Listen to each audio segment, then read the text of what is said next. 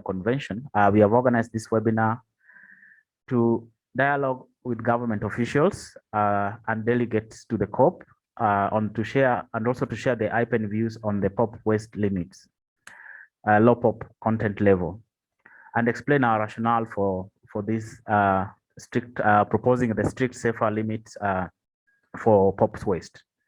It's quite unfortunate that the current approach to setting this limit neglects the serious harm to human health and environment, as well as the socioeconomic costs that arise from recycling of waste that contain POPs, and from waste that are exposed to developing countries and countries with economies in transition. Through this webinar, we hope to make a stronger argument for setting stronger limits that will truly protect the public health and the environment. To officially start the program, I would want to warmly welcome Jindrich Petrlik as our first speaker.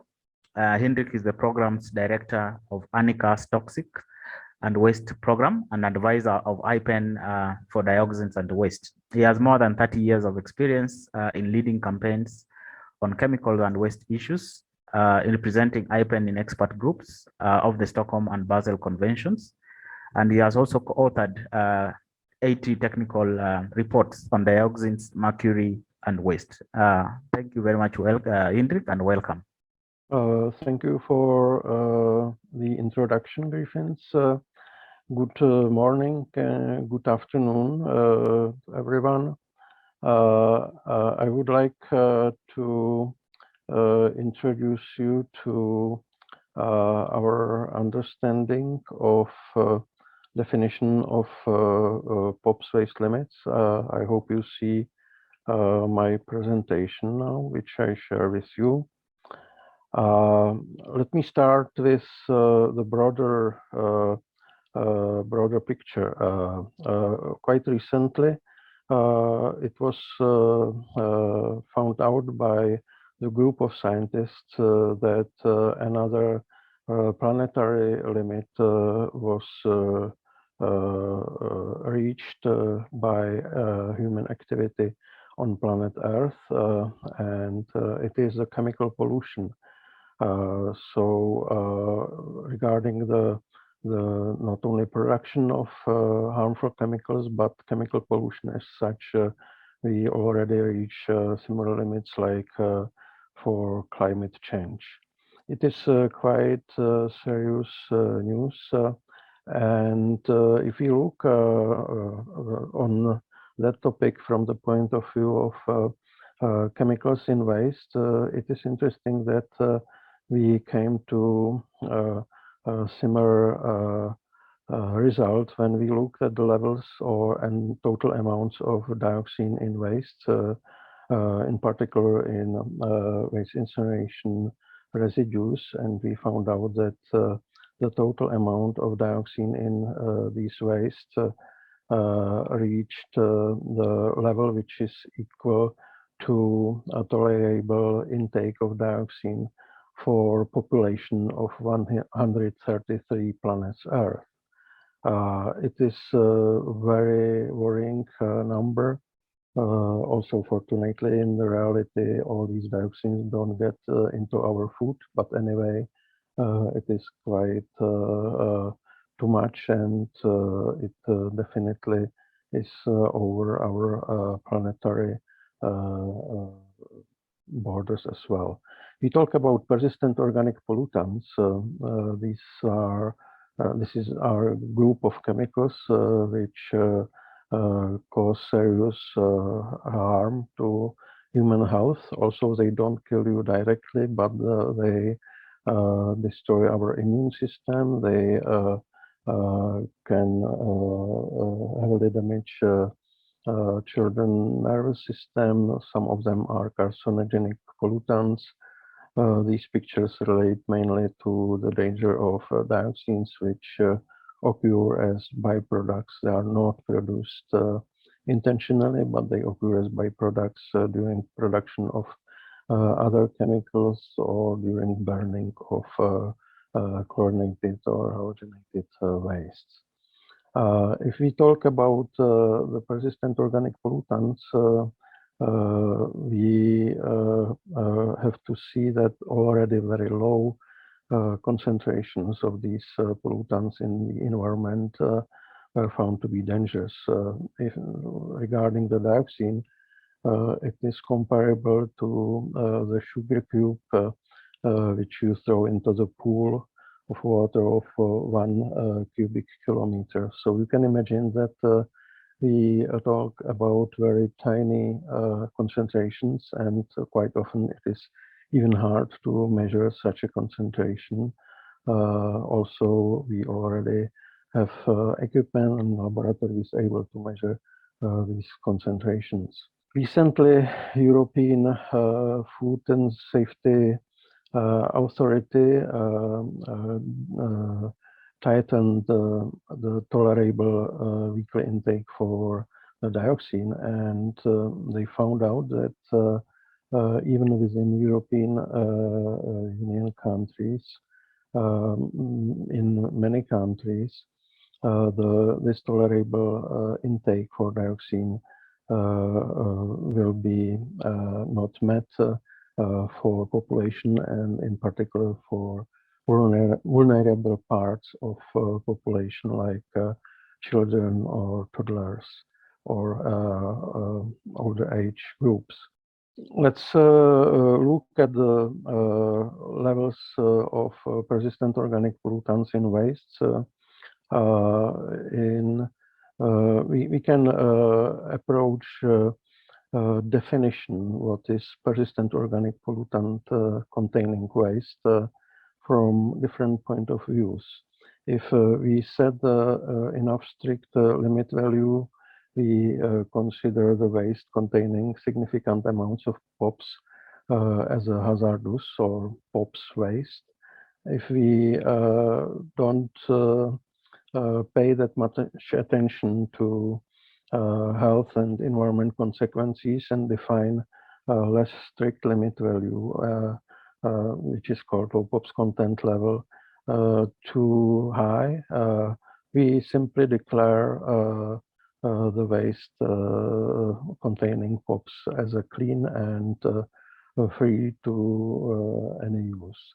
It's mostly a political decision. We studied very closely case of waste incineration residues, the fly ashes for waste incinerators, and we went through several hundred scientific studies, and we found out that it is suggested these residues to use as a construction materials for roads and sidewalks, as a construction products, or as a cover at municipal landfills, or even embankments, or as an amendment to agricultural soils. Here on the picture you can see the use of ashes as an embankment material in Indonesia. And this is a consequence of the suggested weak limit value for dioxin in waste in European Union, which is currently 15 parts per billion, or 15 nanograms TQ per gram. If we look at the other flows of POPs in waste, we can see similar picture, like in case of brominated flame retardants, those which are already listed under the Stockholm Convention, like polybrominated diphenyl ethers. They were used widely in plastics, in electronics, and because of also weak limit values for definition of POPs waste, they can be the plastic from e-waste can be recycled and used on consumer products, including toys or kitchen utensils. Therefore, International Pollutants Elimination Network tried to define the limit values based on protection of human health criteria and protection of the environment, and we came up with proposals based on previous studies for polybrominated diphenyl ethers, 50 milligrams per kilogram, for hexabromocyclododecane, 100 milligram per kilogram, For dioxins and dioxin-like PCBs, 1 nanogram TEQ per gram. And in addition to that, because still the use of the waste below this level can be dangerous, but it cannot be easy to destroy lower concentrations, but it is necessary to avoid use of this waste freely on land surface. We also suggested to have additional limit value defined in general technical guidelines in the article, which is now 348 bis. And then for short-chain chlorinated paraffins, we suggest limit value 100 milligram per kilogram, and for PFOA 0.025 milligrams per kilogram, and 10 milligrams per kilo when it includes its salts. Why these figures and not the other? We discuss in the fact sheet prepared by IPEN for currently ongoing discussion about reassessment of the limit values in European Union, where we compare different criteria for definition of what is called low POPs content level and what defines the POPs waste. And our proposed levels are based on health protection, while current limit value, for example, used in European Union is based on economic criteria, taking into account available capacities and currently defined already limit value for polybrominated diphenyl ethers, for example. This chart is showing the definition based on the experience with polybrominated diphenyl ethers. If we define not enough strict limit values for POPs, then we can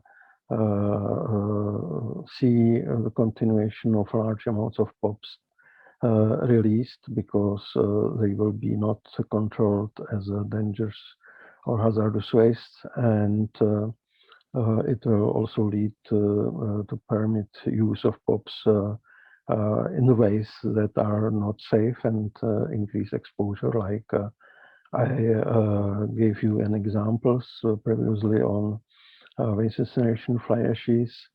And one very important consequence is that what is not defined as a POPs waste can be exported from developed to developing countries. So it can end up with large amounts of POPs waste in developing countries and countries with economies in transition. So it depends on the decision makers and negotiators at next BRS COP, whether they will take into account criteria for definition of POPs limits based on health damage, or, for example, loss of IQ or damage ecosystems, or they, if they will pay more attention to the economic interests only. We can either approach the POPs in waste in the way that we simply let them go, or we can try to control them and destroy POPs waste in technologies like, for example, this one, which is called supercritical water oxidation. And I believe my colleague Liebel will talk more about the technologies able to destroy POPs in waste. Part of the discussion is also whether we are able to control the movement of POPs waste. And if we look at the example of brominated flame retardants, very useful is XRF machine, demonstrated on this picture by our colleagues from Waste Coalition Philippines. So this is not that difficult to handle and not so expensive too. And there are even cheaper options to separate the waste containing high levels of POPs. And this last slide shows example of exported hazardous POPs waste. In Belarus, they were found these bags which contained construction material, but in fact it was waste incineration fly ash originating from Germany and containing the level of dioxins which was well below currently promoted POPs limit value in European Union. So there was no duty to control that level. However, it ended with the export of vast amounts of waste containing dioxins to Ukraine and Belarus through Poland in the past. IPEN and Arnika focused on this topic already a longer time, and we produced a number of studies, including this one, which focused on contamination of free-range chicken eggs with persistent organic pollutants in African countries, and some more studies will be coming. We looked at the levels of brominated flame retardants also in products sold in African countries, and we will have new data on that field available within next few weeks prior to BRS COP. You can download some of these reports on available website or web links. This is in brief all from my side, and I am available for answering any questions which you might have. Thank you very much for your attention. Thank you very much, Jindrich, for that presentation. I would like now to call our next speaker, Lee Bell. Lee Bell is IPEN expert, or is one of our IPEN experts on the next topic, which is combustion technologies for POPs destruction. Lee is the Mercury and POPs policy advisor at IPEN, and has authored a range of reports and articles on trade and impact of mercury, POPs, and plastic waste on the environment and human health. More recently, Lee has exposed the hazardous waste streams and emissions associated with chemical recycling, refuse-derived fuel, incineration, and co-firing of in cement kilns.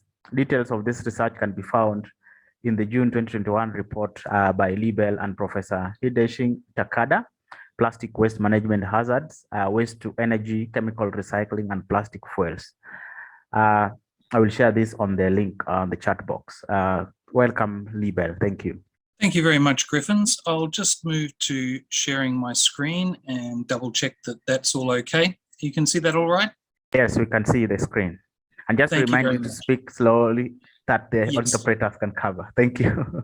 Yes, I will do that. And my Australian English can be hard to understand sometimes. So I'll speak a little slower.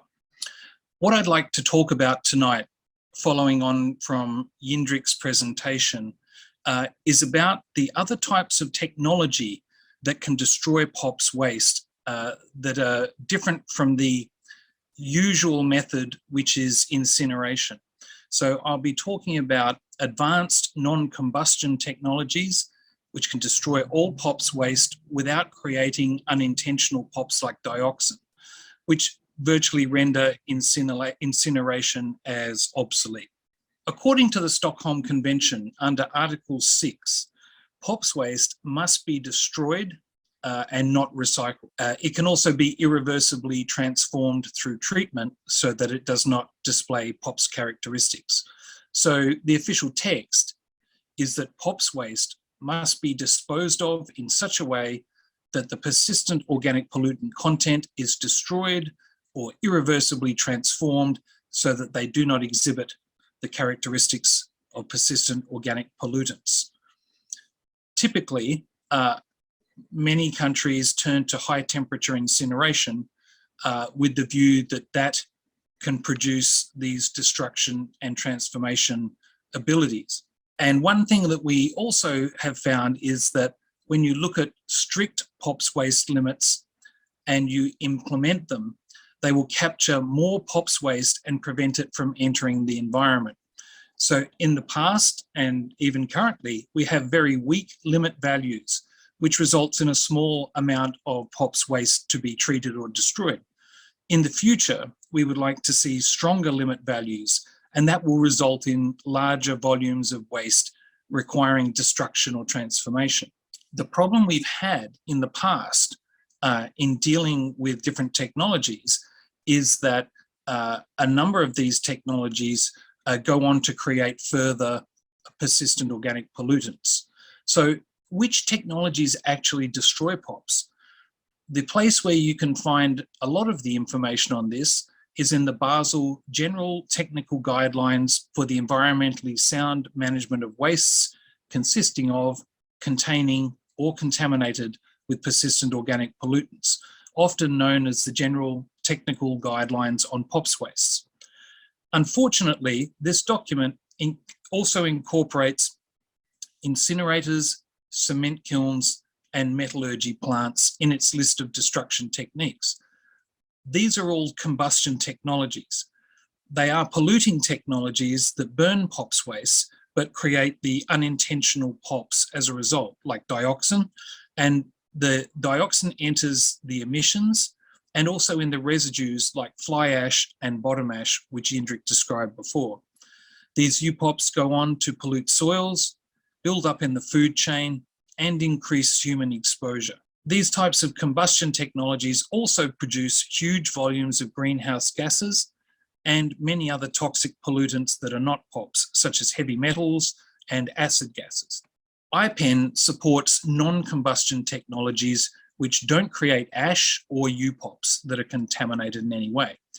The same Basel guidelines on POPs waste also include these non-combustion technologies: alkali metal reduction, gas phase chemical reduction, base catalyzed decomposition, supercritical water oxidation, catalytic hydrodechlorination, and there are also more technologies that fit into this group.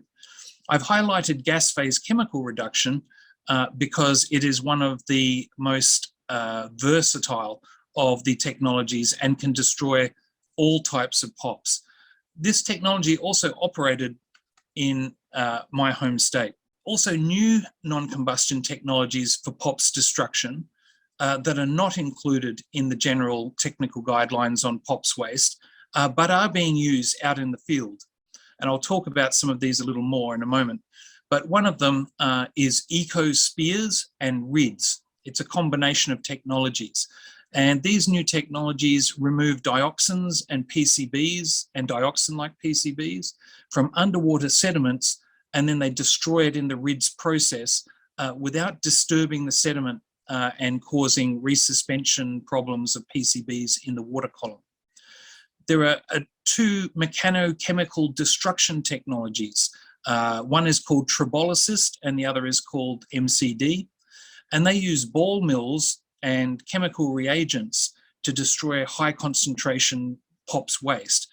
And the cutaway diagram on your screen shows the metal balls inside a rotating shaft and inside a cylinder where the POPs waste and the metal balls and the reagents are mixed, and it creates an effect that destroys the POPs contamination. There is also the emerging technology of electrochemical oxidation for the destruction of PFAS, and another technology, solvated electron technology, for destruction of POPs. So there are a variety of technologies to choose from if you are a country that needs to destroy its POPs waste and you don't have to resort to high temperature incineration. I mentioned gas phase chemical reduction before. This is one of the most versatile technologies which can destroy all POPs, including PBDEs, SCCPs, and PFAS. They cost about 10% of a modern incinerator to build and construct, and a little extra to train staff. There's virtually no pre-treatment of waste required, and they can be used for on-site contaminated soil treatment, as well as a range of other materials like protective equipment that's become contaminated, high-strength POPs waste, and so on. Another technology which is commercially available can destroy all POPs waste, including PBDEs, SCCPs, as well as other hazardous waste and chemical weapons, is supercritical water oxidation. It's available in mobile containerized units for difficult to reach locations. They have no hazardous emissions or residues. And even in an old study, it was found that installation costs were 15% less expensive and running costs were only 10% of the costs of incineration of hazardous liquids. This technology is now used extensively by the US military for the destruction of hazardous wastes and chemical weapons, including mobile shipped-based units, which were used to destroy a lot of the Syrian chemical weapons during the war there. You can combine non-combustion technologies into what they call treatment trains. And here is the first example of a treatment train. It involves the eco-spears, which are polymer spears or sorbent polymer extraction and remediation system. And they contain a solvent, and they are inserted in groups, as you can see these spikes here. They're inserted into the sediment. And when you have hydrophobic POPs, such as dioxin and PCBs, they are attracted out of the sediment and into the polymer. And then they move through the polymer into the solvent core. After several months in place, when the POPs concentration target is met within the sediment, the spears containing the solvent and the POPs are removed. They are taken then to a second step where they are placed in a RIDS system, which is a variation on alkali metal reduction, for dehalogenation and destruction of the POPs.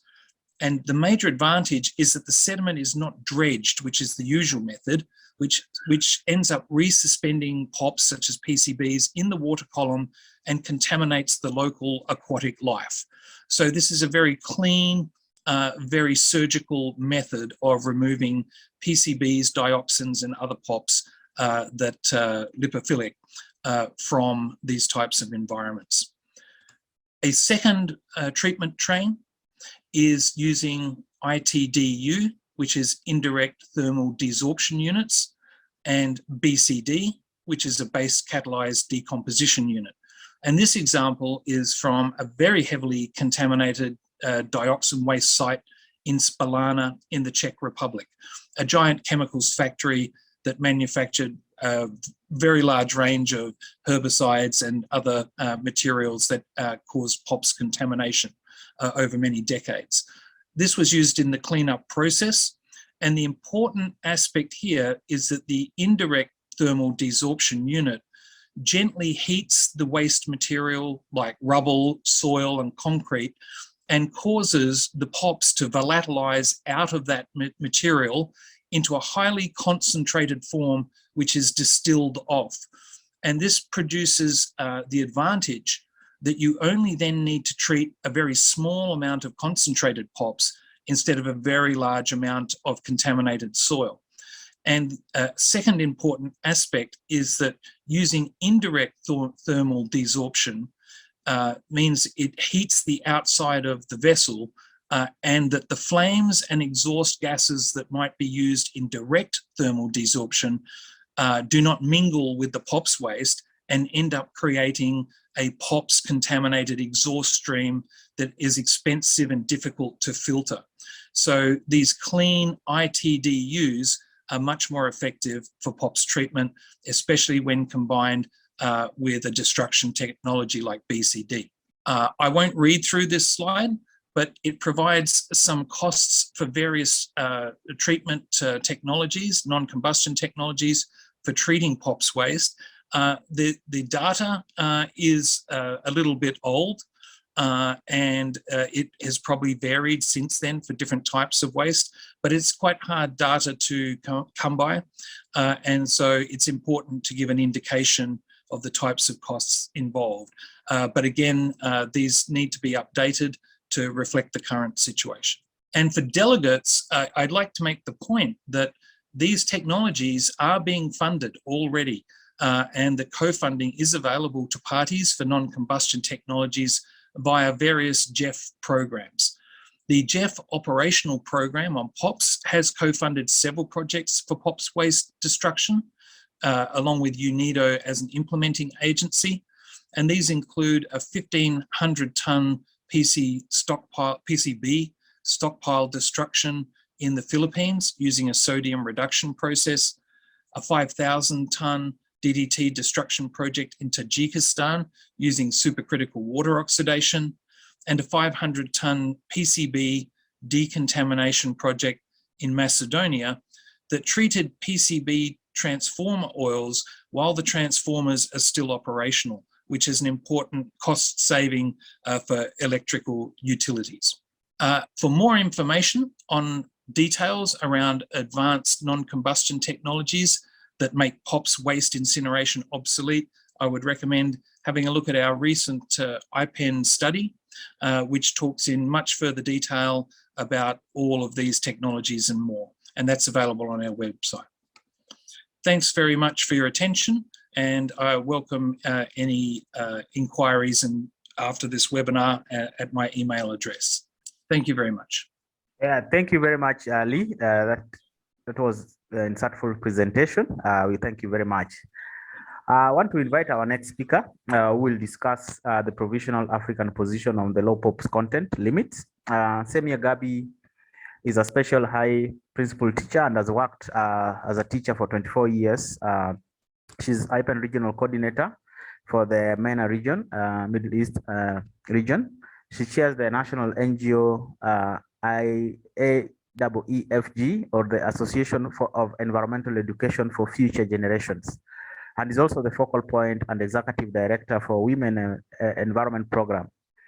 She also works as a consultant in environmental management. She is an expert member of 3 groups under the United Nations Environment Program, the Technical Expert Group on Effectiveness Evaluation of the Minamata Convention, and the Technical Working Group on Targets, Indicators, and Milestones for SICAM, and the sound management of chemicals beyond 2020.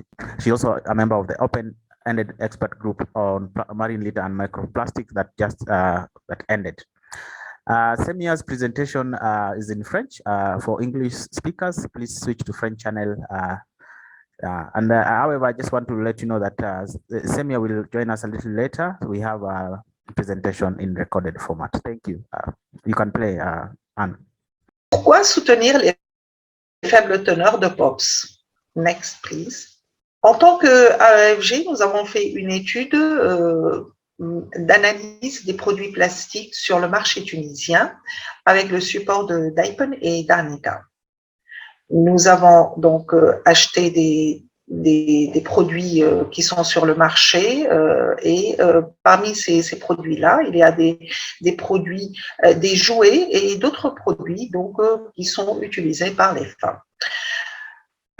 L'analyse elle a été faite par un laboratoire agréé et a démontré que tous les produits analysés contiennent des retardateurs de flammes brobées, allant jusqu'à des valeurs très élevées de l'ordre de 472 microgrammes par kilogramme. Donc, nous concluons que les produits contiennent, dans la majorité des niveaux, très élevés de retardateurs de flammes bromées, qui engendreraient des problèmes supplémentaires lorsqu'ils deviennent à leur tour des déchets, et donc ils deviennent des déchets contaminés par des substances chimiques qui sont classées comme POPs. La conclusion qui a été faite à partir de ces analyses-là, c'est que les produits sont fabriqués à partir du plastique noir recyclé contenant des teneurs de POPs très élevées.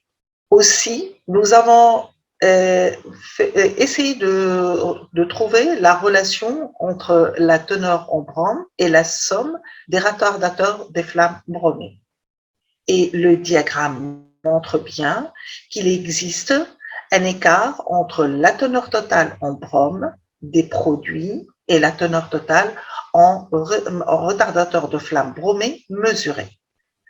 Nous interprétons ces résultats-là par le fait qu'il y a probablement beaucoup plus de produits chimiques bromés contenus dans les produits analysés, y compris des retardateurs de flammes bromées non reconnus et leurs métabolites qui ne figuraient pas sur la liste des analyses chimiques ciblées. D'autant plus qu'il existe une longue liste d'autres retardateurs de flammes bromées non analysés dans les produits de cette étude, comme il a été montré par les chercheurs cités. Next, please. Ce tableau-là, il montre les résultats, tous les résultats d'analyse des produits plastiques du marché qui ont été pris sur le marché tunisien, et nous voyons que des valeurs, donc une fourchette de valeurs, et dont certains sont très très élevés, donc pour dire que ces produits-là, réellement, ils sont contaminés par des substances chimiques classées comme POPs. Alors, ceci nous engendre vers voir quel est l'effet sur la santé. Donc, sachant que ces produits-là parmi ces produits, il y a des accessoires de beauté pour les cheveux, les ustensiles de cuisine, et qui, dans les analyses, ont montré qu'ils contiennent des POPs avec des teneurs élevées. Donc, ceci dit, ça augmente la vulnérabilité des femmes aux maladies, dont les taux élevés de maladies thyroïdiennes. Les POPs qui seront qui traverseront le placenta lors du développement fœtus suite à l'utilisation de ces produits-là. Donc, et aussi, nous avons la présence des POPs dans le lait maternel et des complications de la grossesse. D'autre part, dans les produits, on a fait les analyses des jouets et bien sûr, nous voyons que les enfants sont doublement vulnérables et doublement exposés aux produits POPs et à cette contamination, d'une part par les mamans, puisque ces POPs-là peuvent traverser le fœtus et se retrouver dans le lait maternel, et d'autre part, donc, suite à l'utilisation des jouets qui sont produits à base de POPs. Donc, la contamination de ces produits, et particulièrement des jouets, même à des concentrations très faibles, provoquerait chez les enfants la neurotoxicité développementale, la perturbation endocrinienne, la diminution de l'attention chez les enfants, l'hyperactivité et les problèmes de comportement. Donc, ces produits-là, il y a pas mal de ces produits-là qui sont bien sûr importés. Il y a bien sûr de même, c'est la contamination par les POPs se trouve aussi dans les déchets, et il y a tout un flux de déchets donc qui arrive soit vers la Tunisie ou bien qui est exporté donc de la Tunisie. Donc, les niveaux de faible teneur de POPs actuels qui sont pour les PBDE et les HPCD sont de 50 mg par kilogramme et de 1000 mg par kilogramme comme somme. Donc, ce qui autoriserait l'exportation des déchets avec des niveaux élevés de retardateurs de flammes bromées vers les pays en développement, et donc qui permettrait le recyclage et donc de se retrouver dans des produits de seconde main et contenant et contaminés, bien sûr, contenant et contaminés par les produits POPs. Pour avoir une idée sur le flux du commerce des déchets plastiques en Tunisie, donc nous avons essayé de chercher les données par rapport au code HS 3915 et ses alliés, donc 391510, 391520, 391530, 391590, avec les descriptions comme il se retrouve au niveau du tableau. Et nous avons essayé de voir le taux, donc les quantités importées en kilogrammes selon deux sources. La première source, c'est l'UN Comtrade et la deuxième source, c'est l'INS, donc c'est l'Institut national des statistiques. Donc ces données-là ont été recueillies pour l'année 2019. Nous interprétons les résultats comme étant des résultats où il y a des disparités énormes entre les deux sources de référence. Parallèlement, pour l'exportation, nous trouvons de la même manière qu'il y a une disparité dans les chiffres et dans les données. Donc, nous interprétons ces disparités, donc selon bien sûr des recherches et des tests. Donc, ces disparités entre les chiffres à l'importation et à l'exportation seraient-ils un indicateur de trafic illégal des déchets et donc, de ce fait-là, une augmentation et une vulnérabilité à l'existence des POPs dans nos pays. Alors, quels sont les avantages des faibles teneurs de POPs? Donc, nous avons, donc, si nous regardons la teneur des produits en HPCD et PBDE par rapport à la limite, qui ont été analysés au niveau des produits donc collectés sur le marché tunisien, nous voyons que ces teneurs-là sont très élevées par rapport à la limite. Sachant que d'autant plus qu'il n'y a pas de valeur limite officielle pour le contenu des retardateurs de flamme bromée dans les produits ou les déchets dans la législation tunisienne, ce qui donc favoriserait l'entrée de des déchets contenant ces POPs-là. Par contre, si on avait une législation tunisienne qui pourrait être dictée par la Convention de Stockholm et donc dans la mise en œuvre de la Convention de Stockholm, donc s'il y aurait une mise en place de la valeur limite de 50 ppm pour la somme des PBDE et de 100 ppm pour le HPCD, donc ces produits-là qui est analysé dans cette étude seraient classés comme des déchets POPs et bien sûr seraient interdits à l'importation.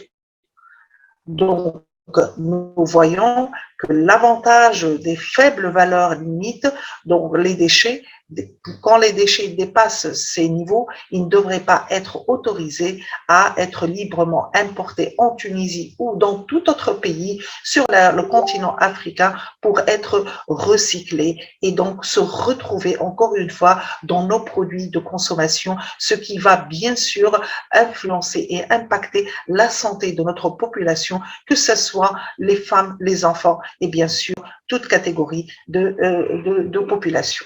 Donc, et ceci selon bien sûr l'article 6 de la Convention de Stockholm. Next, please. Alors, comment résoudre ce problème-là au niveau du pays, donc à l'échelle d'un pays ou à l'échelle du continent africain, puisque la Tunisie est un pays africain. Donc, les challenges, donc, il doit y avoir des niveaux. Nous avons des niveaux de faible teneur de POPs qui sont provisoires inscrits à la Convention de Stockholm depuis longtemps.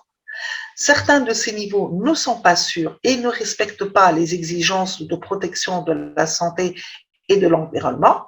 Donc, nous avons par exemple le cas de HPCD, donc allant de 50 mg qui peut aller jusqu'à des teneurs donc de 1000 mg par kilogramme. Et bien sûr, la pression des intérêts économiques de certains secteurs industriels. Alors, quelle solution?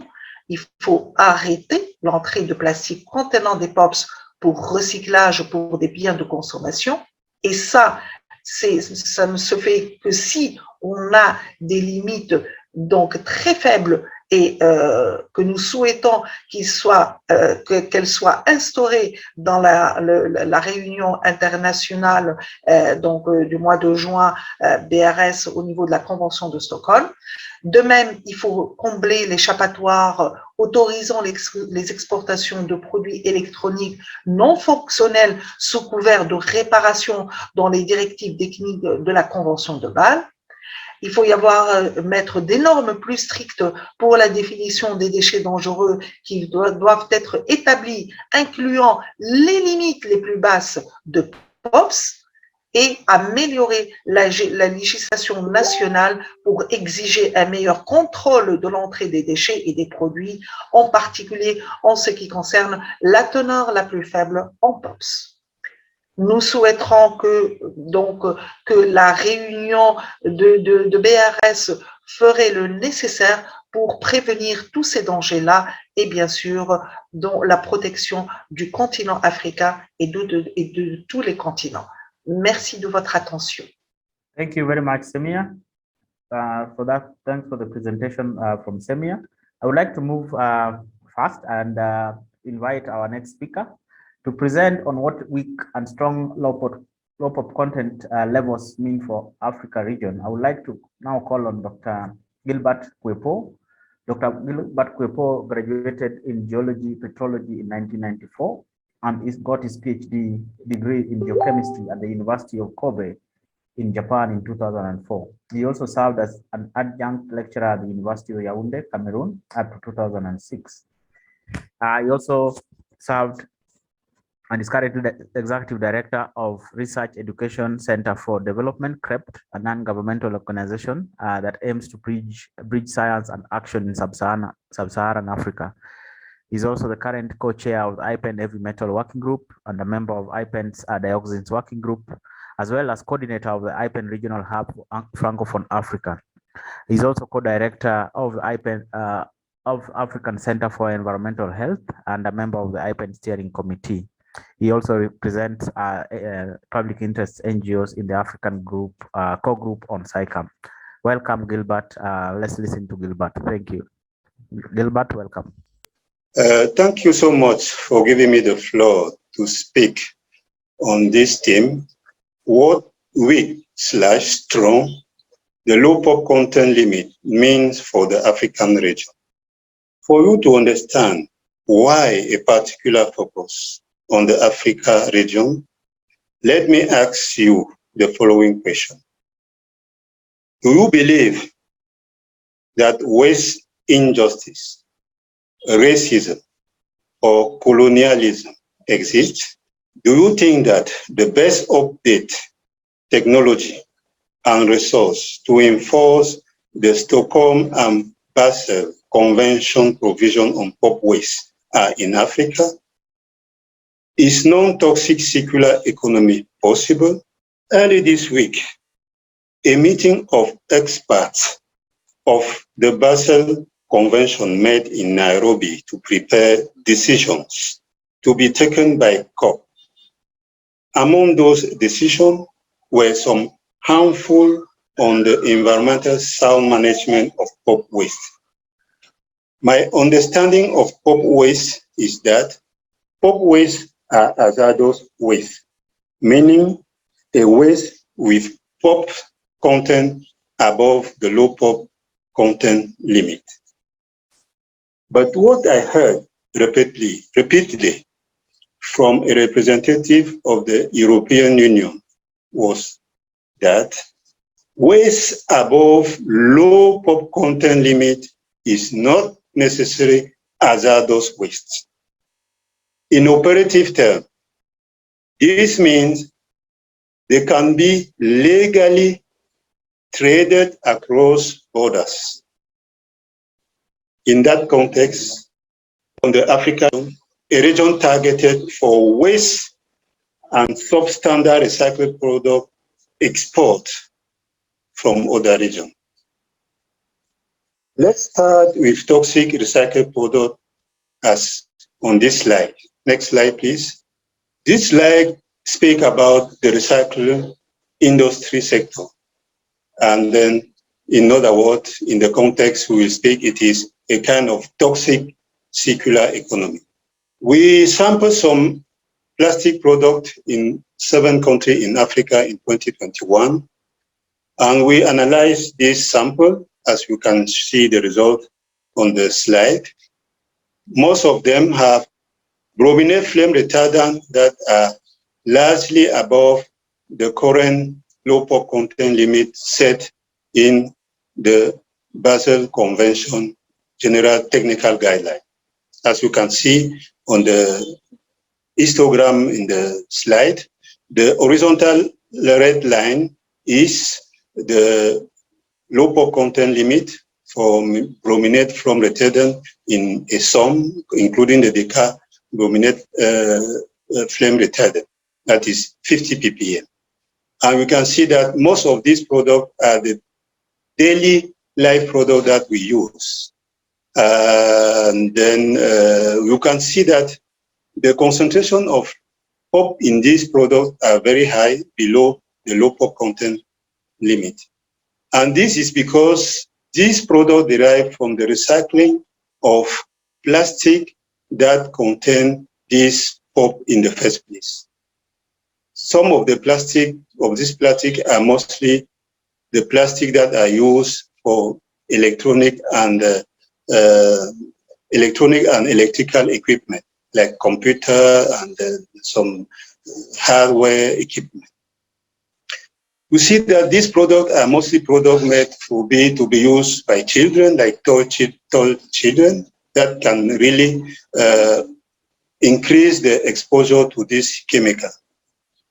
And we can see that with this kind of high low pop content limit, when this article will become waste, actually they are supposed to be treated as pop waste, because the content of pop inside, let's take the case of PPB, is above the low pop content limit. Next slide is, yes, this slide shows how the waste, including e-waste and other type of waste, plastic waste, are managed in Africa. It is an environmental nightmare. You see that they are dumped in the open places, or they are open burn. And this kind of treatment of waste is leading to high exposure among the population and the wildlife.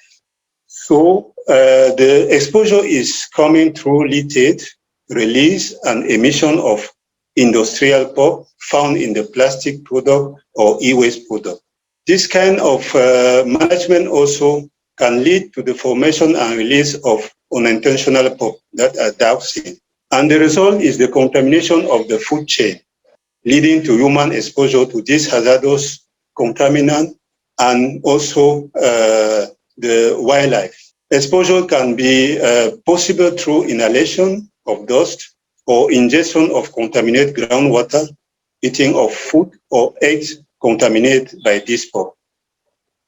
You can see from the image on the right, on the left side, that when this waste, the article becoming waste, or the waste import dumped in the African neighboring city, you see that the hens go there to find where to eat, and by this we can find that the eggs are contaminated with the chemical that leached or are emitted from this waste. You see on the bottom of the slide that we analyzed some eggs that were sampled in Africa country, including my own country and also Gabon and some other various countries, Ghana. And the results show that in the eggs from hen that are maybe freely elevated in this country, industrial pop detect PBDE, HBCD, and non-regulated flame retardant pop. These are the pop that we found in the plastic that are dumped in this open dumping site or on sanitary landfill in the African region. Also in this act, we detect the unintentional POP, including the dioxin and furan, the dioxin-like PCB, and also some brominate PCB and furan. Next, please. Yes. And we see that in Africa, the previous slide, the waste management is a nightmare and there is no technology and there is no capacity. On this slide, we show how this waste, when generated in developed countries, are managed. You can see on the left hand, some sophisticated industrial plants that are waste incinerator. On bottom, you can see how many amount of fly ash or bottom ash can be generated from this incinerator. And on most bottom, you see this is a plant that is set up to maybe reprocess or maybe dispose of the bottom ash that are generated from the incinerator. From this, you can see that this way of managing the waste through incinerator is very, very expensive technology and big on the undertaking in terms of environmental consideration. So, waste incineration industry aim to reduce the mass and volume of waste generated through the production and consumption channel of our daily life. It requires massive investment and energy consumption, but it also generates massive amount of residue, like fly ash and bottom ash, that can be very toxic due to the dioxin and other POPs content. We see on the right side a kind of diagram to maybe visualize how the definition of low POP content can be very interesting and very tricky also for the developing country and for Africa in particular. We see on the green line, the bottom one is what we call the strong or the strict low POP content level. Above that level, you can see the huge amount of waste that need to be treated according to the provision of the Basel Convention. The volume is high. When you see, we take the upper or maybe the lower low POP content value, you can see that the part of the waste that is now hazardous one is very few, and we have a small volume of hazardous waste to be managed according to the provision of the Basel Convention. Next slide, please. Yes, this is just to show the huge volume of hazardous waste that is generated when we consider the low POP content value. Next, please. And that yellow part is showing the tiny part of or mass of the volume when we consider the high low POP content limit definition. Next, please. Next. Yes. For a long time, the discussion within the small international working group of the Basel Convention around the definition of low POP content limit bring a lot of passion and maybe interest among the stakeholders. And we see that this kind of discussion turning around a way to try to maybe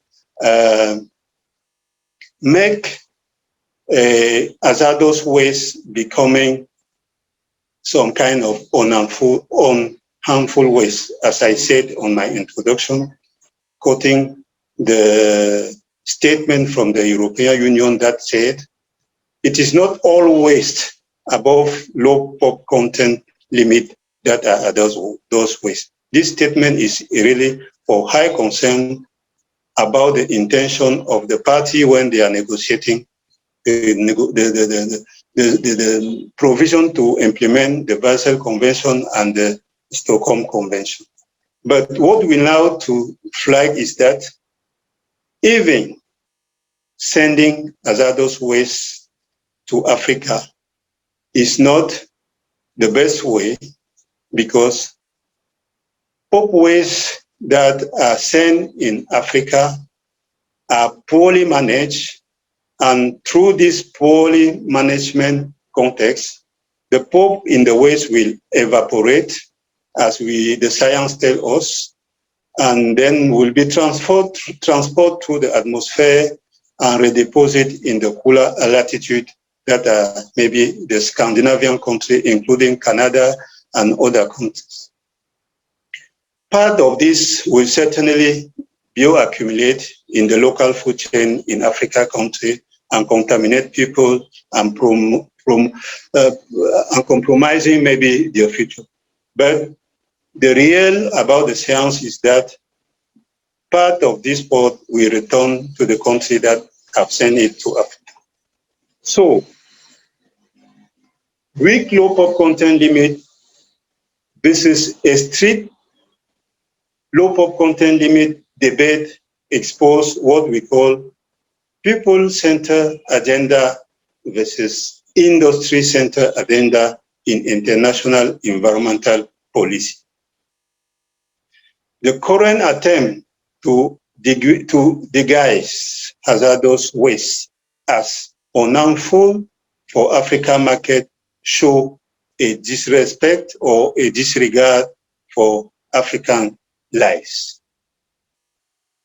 We believe that all countries should implement all the disposition of the Basel Convention, the Ban Amendment, in addition to the Bamako Convention, that is the African version of the Basel Convention. You can see on the photo below the diagram, the people that are splitting in the air, and this return to their face.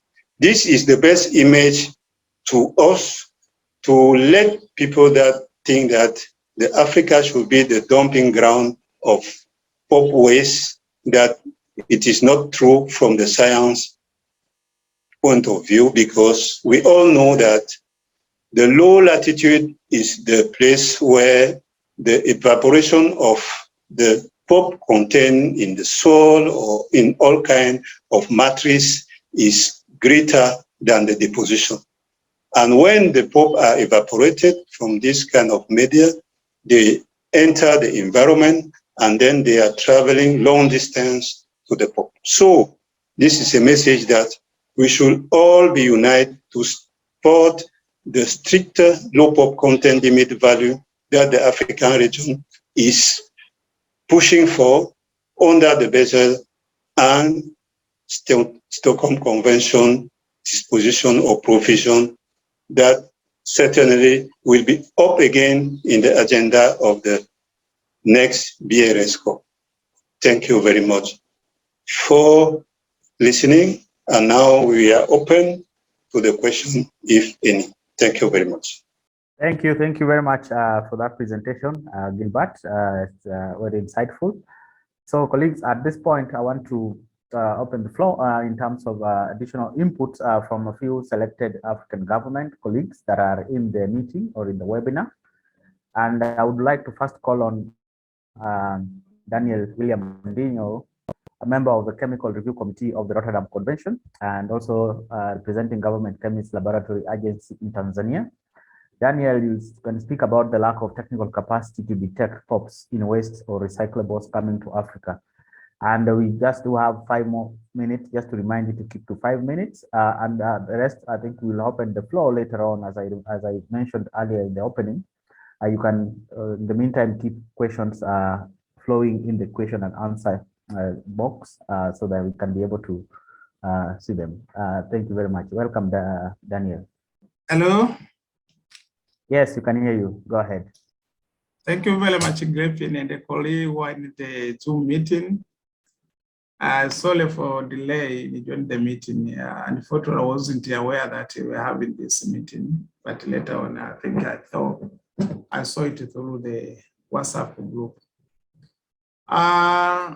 yes, as you have highlighted, we still have a concern on how the developing country, particularly the African region, having the capacity to detect the live of consignment of such nature. Of course, I had the privilege to listen to the part of the presentation for the. I cannot tell you it was a speaker or the second or third or whatever, but I think it was a presentation on the technology to deal with the pop and whatever. My concern was that it is difficult in Africa, or maybe even if we have the funding from the GF and whatever, to fund and enable country to have that technology. I wonder if that possibility it is for all country, or maybe we should channel through the centers to make the center, to build the capacity of the centers to be able to do such kind of analysis, so that at least the sub-regions we have areas where we can do that analysis. But also the challenges I've highlighted is still only the country to have the capacity on how then to detect. I was also wondering on how the presenter from Tunisia, how did they manage at least to have the capacity to know. I was very interested to know the equipment being used to detect such kind of pops in the product and whatever. So in brief, I could say the challenge for most of African countries, they must have the law in place, they have the regulation in place, they have control measure in place, but the challenge is still on how then to detect, especially those products which are coming in their countries, contain pops and whatever, how then they can at least can dictate in easy manner, at least to detect maybe at the arrival point or whatever. So that I could say it is still a challenge. Of course, another challenge is only the waste disposal. You can understand that you are having such kind of waste in the country. By then you can collect them. But then how then to dispose them? In order to dispose chemical in a collective manner, at least we should have also the know-how of what is the type of such chemical, but then do you have at country level the means of disposing? If I go to the presentation, I got properly from Gilbert, from Cameroon. That concern, it is the very typical of African concern that even if we are capable or we are able to identify those waste, but still we are still having the challenge on how to dispose them in a proper manner. So those are some of the challenges the African continent is still facing. And I'll be interested to hear from the presenter, as I've said, the one highlighted on the technology, how the African country can get access to those technologies. It is very important, but also to have some additional information on how the Tunisian managed at least to do such kind of analysis and recognize what type of equipment are needed, so that some we can learn from them to build the national capacity in order to have those equipment at national level, so that we can do the analysis. But again, as I've said, the capacity for the disposal is still a concern. So briefly, that's what I can say. Thank you, Gilfin. Thank you very much, Daniel, for the reflection. Because of time, I want to move fast. I would like to also invite Sage Molly, the national focal point of SICAM and president of the 10th Conference of Parties to Rotterdam Convention and the resource person for chemical and waste MES negotiations in Africa, in Gabon, to talk about the lack of control and population exposure to POPs in waste due to the unsound management of waste in Africa. So welcome, Sage. 5 minutes, please keep to that. Thank you. I think we have a challenge with Sage. I would like to maybe come back to you, Sage, later on. OK. Yeah, I can hear you now. Go ahead. Thank you. Vous m'entendez? Je peux continuer? Je peux aller?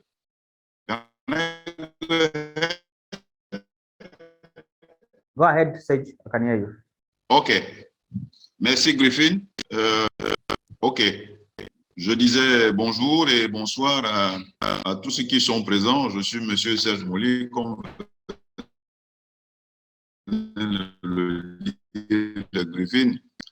Je voudrais avant toute chose remercier IPEN d'avoir organisé. Je voudrais quand même avant toute chose faire l'écho des questions posées par Gilbert lorsqu'il mettait en exergue l'injustice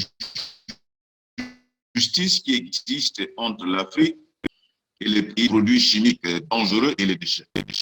Je peux affirmer que les différents thèmes présentés ici par les précédents intervenants nous ont largement édifiés sur des enjeux réels, aussi bien sur le plan économique, politique, sanitaire et environnemental, qui peuvent entourer la définition des faibles limites de concentration de POPs dans la région, par des moyens, comme venait de le souligner dans son préambule Gilbert, moyens qui ne disposent pas globalement de moyens technologiques et de personnel suffisamment qualifiés pour tester, y compris ceux contenant des POPs ou sont déversés dans n'importe quel espace ouvert que les communautés trouvent. Cela entraîne de tous les animaux domestiques. La diapositive présentée par Gilbert montrant la poule en train de pondre les œufs à côté d'une décharge sont d'autant d'illustrations. Cela entraîne, s'il convient de le dire, une exposition non seulement des humains, mais aussi de notre chaîne alimentaire, parce que nos sources d'aliments, donc nous sommes fortement exposés. En somme, cette situation exacerbe les conditions de vie des populations déjà avec les déchets et même dans les produits. Et Gilbert, parce que permettez-moi de remercier, ils ont travaillé dans le cadre de l'étude sur l'évaluation de la présence des POPs, aussi bien dans les aliments, c'est-à-dire les poules élevées en plein air, dans les jouets dont les enfants manipulent. Donc, la gravité des conclusions de cette étude plaide pour que la région adopte des limites les plus protectrices de la santé humaine et de l'environnement pour la définition même de la notion de faible contenance de déchets en POPs.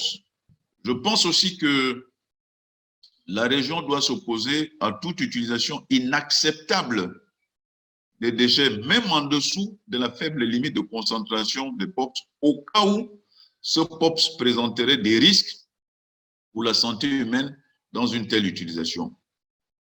Je pense ici aux dioxines dans les cendres volatiles d'incinération des déchets qui contamineraient les eaux douces, comme je l'ai dit tantôt, la chaîne alimentaire à partir d'une certaine concentration, même en dessous de la limite. Aussi, les faits historiques et actuels démontrent-ils que l'Afrique est la région du monde la plus attractive au dumping des déchets dangereux et la plus vulnérable au trafic illicite des produits dangereux pour la santé humaine et l'environnement. Et Semia, si le temps nous le permet, peut revenir pour évoquer cet aspect spécifique dont le pays vient d'être confronté. Donc, au regard de ces faits, je pense que la région doit opter pour le soutien lors de la prochaine conférence des parties, des points de vue qui militent en faveur des niveaux les plus bas, identiques à celles en vigueur dans les pays de technologies avancées, pour prouver que la santé humaine en Afrique est aussi importante qu'ailleurs, parce qu'il s'agit de ça, de la justice environnementale. Il ne faut pas croire que les populations qui vivent en Afrique sont des sous-populations par rapport à d'autres qui vivent dans des régions d'ailleurs, pour qu'on inonde ces populations des matières toxiques dangereuses qui sont prohibées ailleurs. Voilà le petit commentaire que je voulais faire à la suite de cette présentation. Je vous remercie. Thank you very much, Sage, for that. Thank you, Sage, for that insight and reflection. I would like to now call on Lamin. Lamin is the Registrar of Pesticides and Hazardous Chemicals National Environment Agency in the Gambia. Lamin, if you can hear me, please have the floor. Thank you. Just to reflect on the discussion, particularly about the importance of supporting lower POPs content for Africa. Thank you very much, Griffin. I welcome you all. Thank you very much for giving me the opportunity. I had an opportunity to be part of those that talked extensively about the low POP content issue at the 12th meeting of the open-ended working group. When the issue was initially discussed among ourselves, we looked at the values that were provided in the technical guidelines, and that was where the discussion was actually made. And then on behalf of the African region, I had the opportunity to actually challenge or to put up some of our concerns with regards to the low POP content. So to reflect on what previous speakers have said, particularly Lee Bell talked about Article 6 of the Stockholm Convention. So we understood that Article 6 of the Stockholm Convention actually talked about to dispose POPs in waste to be completely destroyed or in a manner that doesn't exhibit any POP characteristics. So this statement or paragraph could also be laced to paragraph 38 of the technical guideline on POP waste that we discussed about at the 12th meeting, which also stressed the need for a complete destruction of POP. So then that now brought me to the question, why, if the conventions are advocating or recommending a complete destruction, why do we need to have a low POP content in the first place? So this information could also now be scientifically backed in the fact that we understand that most of the POP content, POPs like dioxins, they exhibit or they are associated with endocrine disruption chemicals. And endocrine disruption chemicals, we understood from ecotoxicological point of view that they do not follow the usual non-monotonic dose response approach, meaning a very low concentration could actually trigger a significant health effect.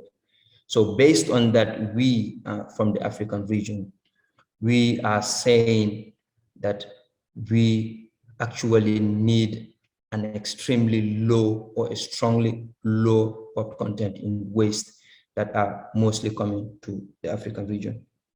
So another thing that I wanted to talk about with regards to low POP content is the rudimentary technical analytical capacity that we have in our region that is going to actually limit us to be able to monitor waste that contain even POP, even at above low POP content. So therefore, we would recommend that this stringent, low POP content would be in support of us, despite the fact that we understood our lapses, we understood our technical capabilities, our low technical capabilities. So with a very, very low POP content, amount in waste is another way of actually protecting ourselves and also our environment.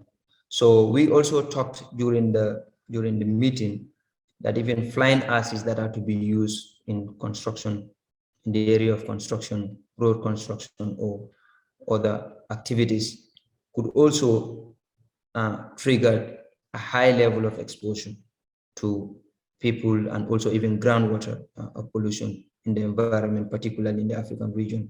We understood that we already have a problem of e-waste in our region, particularly in the Gambia here as well. There is extremely high importation of electronic waste in this country.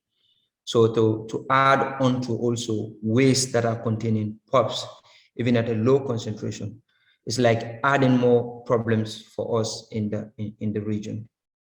As I'm speaking right now, we are conducting an inventory of PCBs in transformers.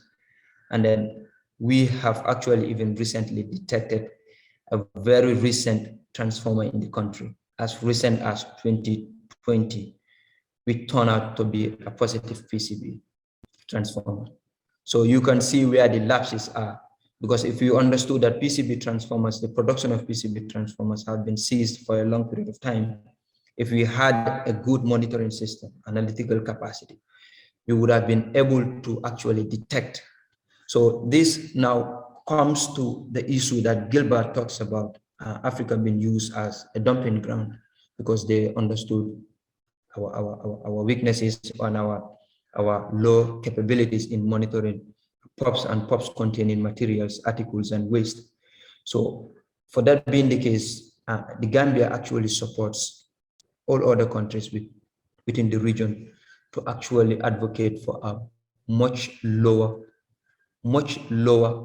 POP content in waste and also in other materials as well. So for now, this is what I have, and thank you very much for giving me the opportunity. Thank you. Thank you very much, Lamin, for that reflection and supporting lower POP content in the region. Last but not least, before I open the floor, so I just call your patience to invite Zuki. I'm not sure whether Zuki is on the call, on the panel. And Zuki Gwai, the chair of the Chemicals Review Committee of the Rotterdam Convention and senior policy advisor, International Chemicals and Waste Corporation, Department of Environmental Affairs in South Africa. Zuki, are you on?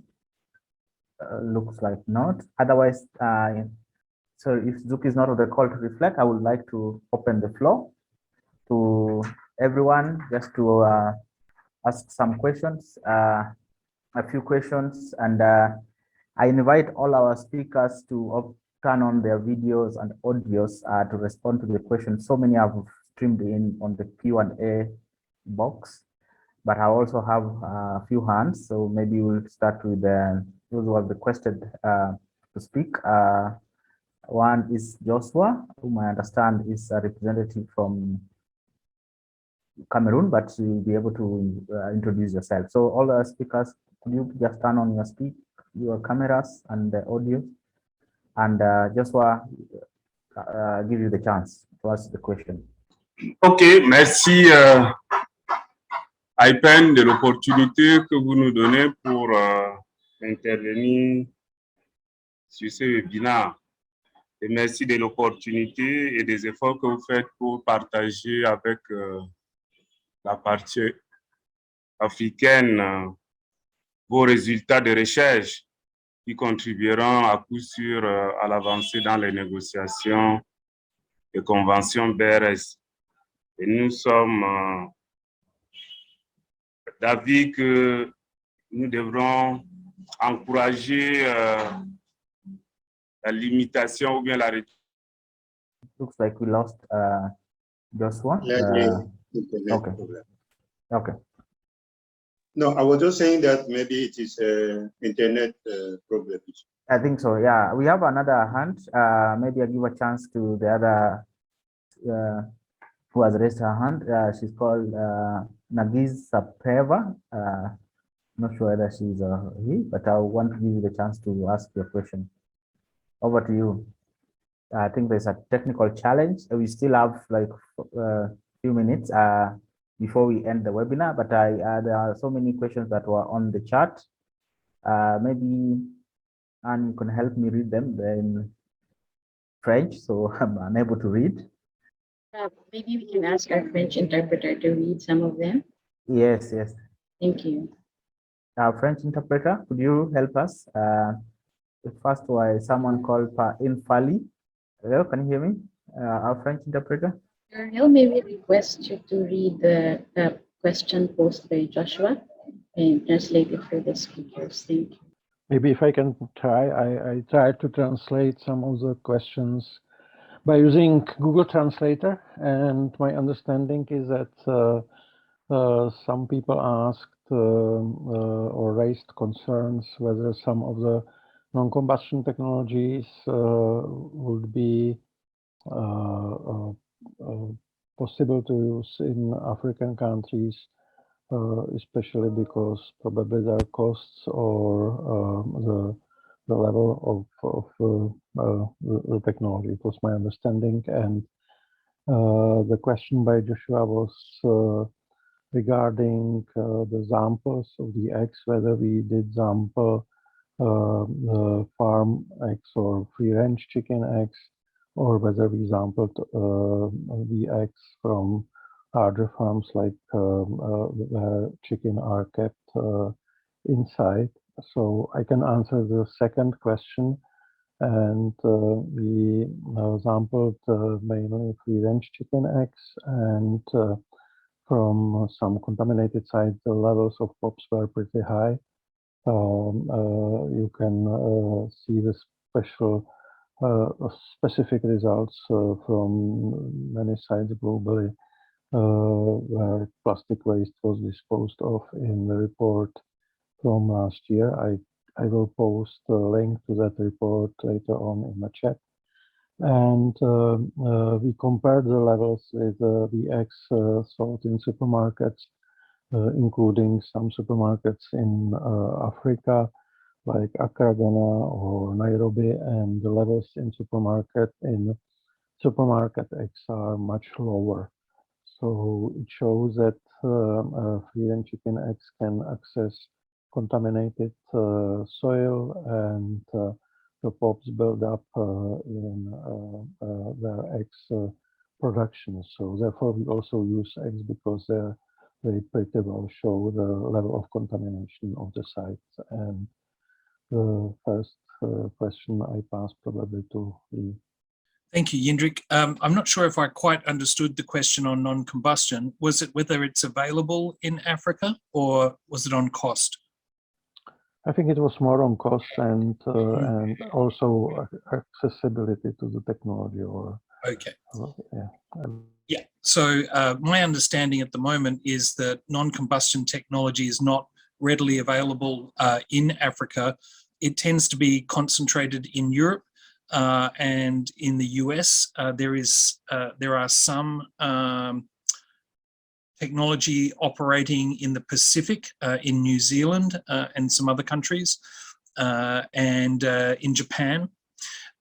However, the new generation of non-combustion technologies are being designed to be portable.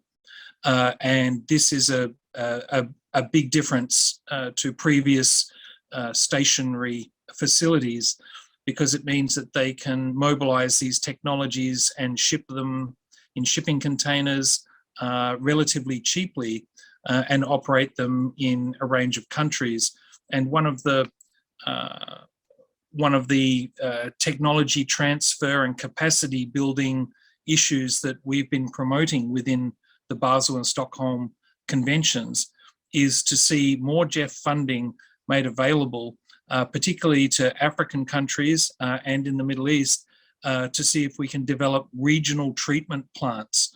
So if test facilities were operated to deal with one country's stockpile, it could remain on site and perhaps deal with neighbouring countries' POPs stockpiles, such as hazardous pesticides that are POPs waste.